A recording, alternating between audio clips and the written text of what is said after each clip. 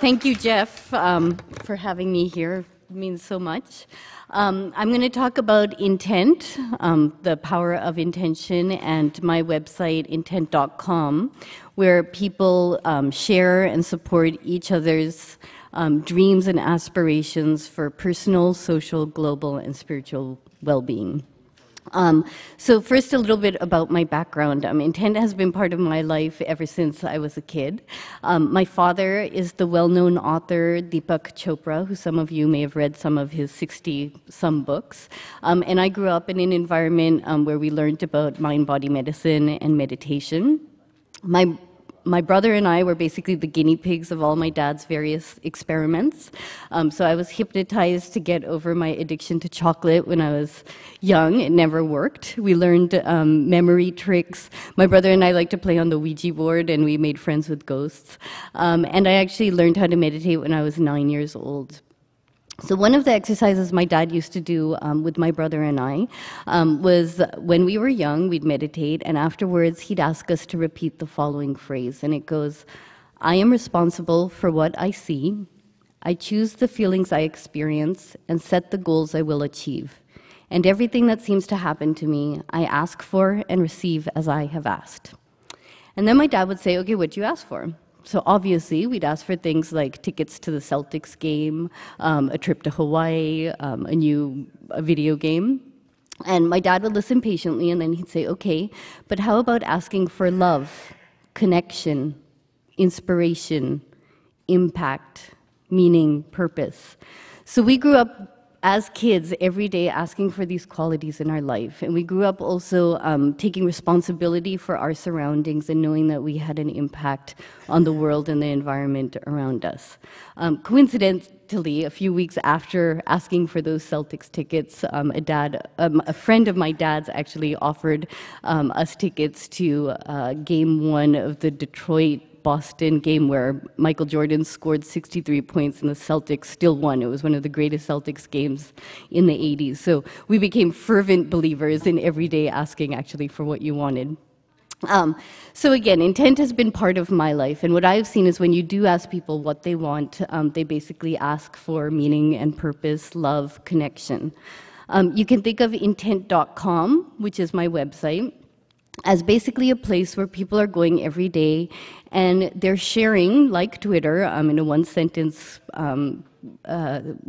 expression, who they aspire to be as individuals, as members of society, as citizens of Mother Earth, and as spiritual beings.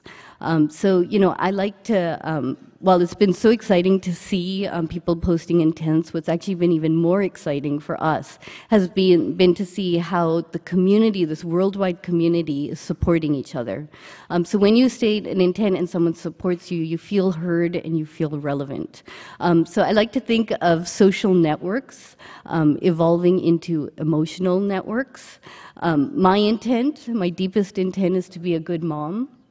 And it's to create a just, peaceful, and healthy planet for my children. Around that intent, I can connect with a mom, whether she's in South Africa or Beijing or London, no matter where she is in the world.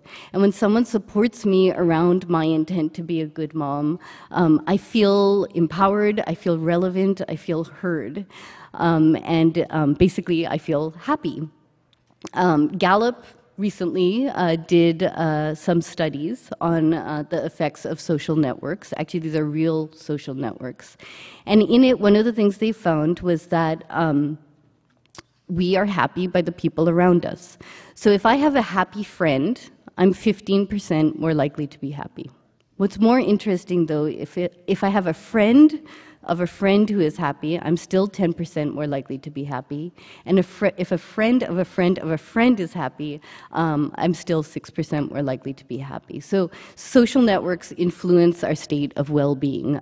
Similar studies were done around obesity.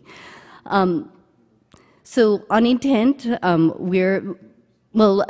think about how social networks have impacted our world today. So the impact of bringing democracy to Egypt, the intent of bringing economic equality to America, the intent to try to heal children who are dying of unnecessary diseases.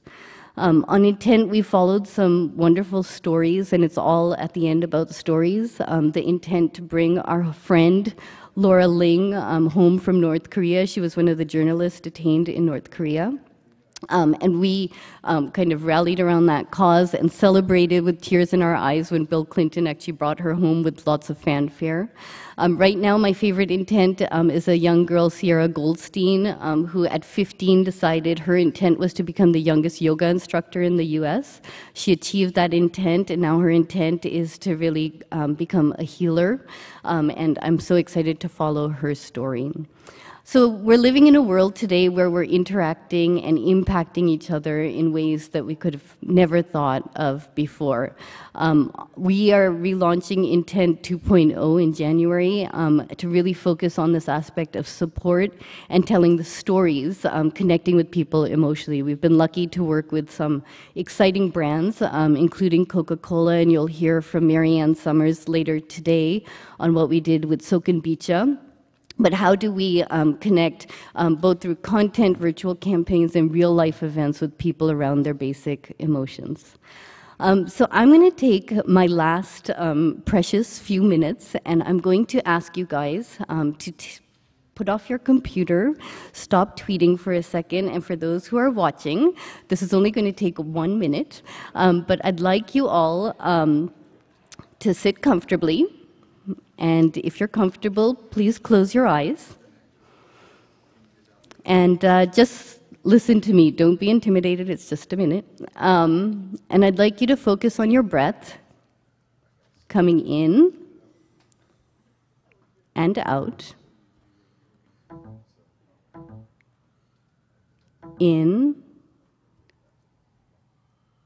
and out. And now I'm going to ask you a few questions. As I ask the questions, you don't need to answer them, just experience them. For all you brand managers out there, I'd like you to take off your brand manager hat and be you. So the questions are, who am I?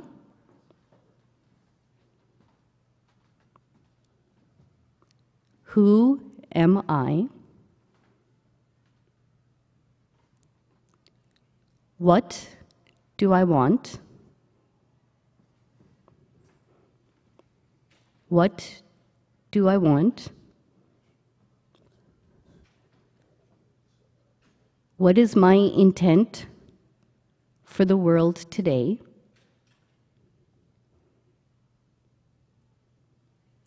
What is my intent for the world today? And how can I serve? How can I serve? You can open your eyes. Thank you.